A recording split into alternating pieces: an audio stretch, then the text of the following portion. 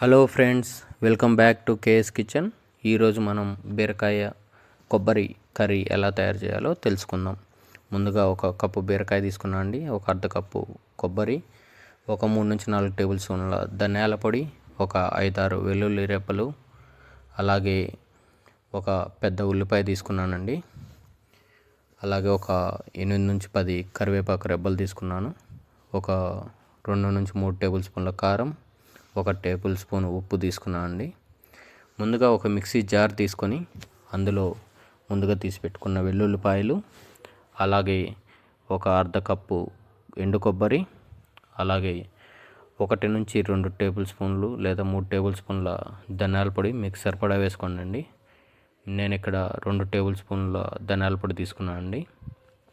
దీన్ని మెత్తగా మిక్సీ జార్లో మెత్తగా వచ్చేలా గ్రైండ్ చేసుకోవాలి.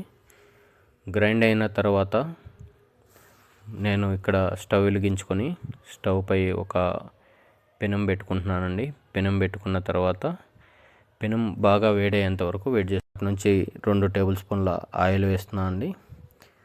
ఆయిల్ కొంచెం వేడయ్యాక అందులో ఒక అర్ధ టేబుల్ స్పూన్ జీలకర్ర, అలాగే కొన్ని ఆవాలు వేసుకుంటున్నాను అండి తిరగబాత కోసం.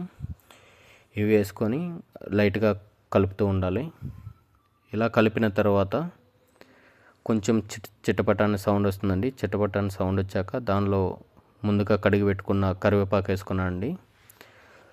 కరివేపాకు వేసుకొని అలా కలుపుతూ ఉండాలి. అలా కరివేపాకు కొంచెం వేగిన తర్వాత అందులో ముందుగా మనం కట్ చేసి పెట్టుకున్న ఆనియన్ వేసి దానిలో కొంచెం లైట్గా, మీరు వీలైతే కొంచెం లైట్గా ఉప్పు వేయండి అండి. ఉప్పు వేస్తే ఏమవుతుందంటే ఆనియన్ అన్నది త్వరగా వేగుతుంది, త్వరగా బ్రౌన్ కలర్కి వస్తుందండి. లేదంటే కొంచెం టైం పడుతుంది.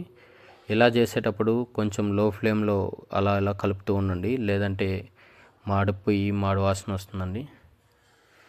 ఇలా ఆనియన్ వేగిన తర్వాత అందులో మనం ముందుగా కడిగి పెట్టుకున్న 1 కప్పు బీరకాయ ముక్కలు వేసుకుంటున్నాను అండి.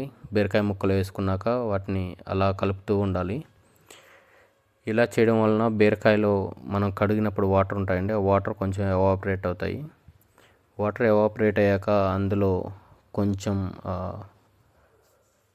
పసుపు, అలాగే కొంచెం ఒక టేబుల్ స్పూన్ కారం వేసుకుంటున్నాను అండి. ఇక్కడ నేను కొంచెం కారం వేసుకోవాలి. కారం వేసాక 1 టేబుల్ స్పూన్ నుంచి అర్ధ టేబుల్ స్పూన్ మనం ఉప్పు వేసుకున్నాను అండి. ఉప్పు వేసుకొని అన్నిటిని మంచిగా ముక్కలకు పట్టే విధంగా కలుపుకోవాలి. ఇలా కలపడం వలన ముక్కలకు అన్నది మసాలా బాగా పడుతుందండి. మనం వాటర్ వేసాక వాటర్లో వేసి మనం ఉడికించినా కూడా మంచిగా మసాలా పడుతుంది. బట్ ఇలా చేస్తే ఇంకొంచెం బాగా మసాలా టేస్టీగా ఉంటుంది. తర్వాత అందులో కొన్ని వాటర్ వేసుకుంటున్నాను అండి. అదే బీరకాయ ముక్కలు ఉడకడానికి కొన్ని వాటర్ వేసుకొని మంచిగా లో ఫ్లేమ్లో ఉడికిస్తూ ఉన్నాను అండి. హై ఫ్లేమ్లో పెడితే వాటర్ అనేవి తొందరగా ఆపరేట్ అవుతాయి. లో ఫ్లేమ్లో పెట్టి ఇలా ఉడికించుకోవాలండి. మీరు చూస్తున్న విధంగా మంచిగా ముక్కలన్నీ ఉడికేంత వరకు మూత పెట్టుకొని బాగా ఉడికించుకోవాలండి. కాసేపు అయ్యాక మూత తీసి ముక్కలు బాగా ఉడికాయో లేదో చూసుకుంటామండి. అలా ఒకవేళ ఉడక్కుంటే మళ్ళీ కాసేపు మూత పెట్టి ఉడికించుకోండి. ఇలా ఉడికిన తర్వాత అందులో మనం ముందుగా రెడీ చేసి పెట్టుకున్న పేస్ట్ ఉంది కదండి, అదే కొబ్బరి పొడి, అలాగే ధనియాల పొడి, వెల్లుల్లి వేసి పొడి చేసుకున్నాం కదండి, ఆ పొడి వేసుకొని మంచిగా కలబెడుతున్నాను అండి. ఈ కొబ్బరి పొడి అనేది కొంచెం స్వీట్నెస్ వస్తుందండి కర్రీ. కొబ్బరి పొడి మరీ ఎక్కువ వేసుకోవద్దు, కొంచెం సరిపడా వేసుకోండి. అలా కొబ్బరి పొడి మసాలా వేసిన తర్వాత మళ్ళీ కాసేపు మూత పెట్టుకొని నేను లో ఫ్లేమ్లో ఉడికించుకుంటున్నాను అండి. లో ఫ్లేమ్లో ఉడికించడం ద్వారా మంచిగా కర్రీ టేస్ట్ వస్తుంది. ఇలా ఉడికిన తర్వాత ఆ కర్రీని తీసి, మీరు కూడా చూశారు కదా ఇప్పుడు బీరకాయ కొబ్బరి పచ్చడి ఎలా తయారు చేయాలో. మీరు కూడా బీరకాయ కొబ్బరి పచ్చడి ఇలా తయారు చేసి వేడివేడి అన్నంలో కలుపుకొని తినండి. చాలా టేస్టీగా ఉంటుందండి.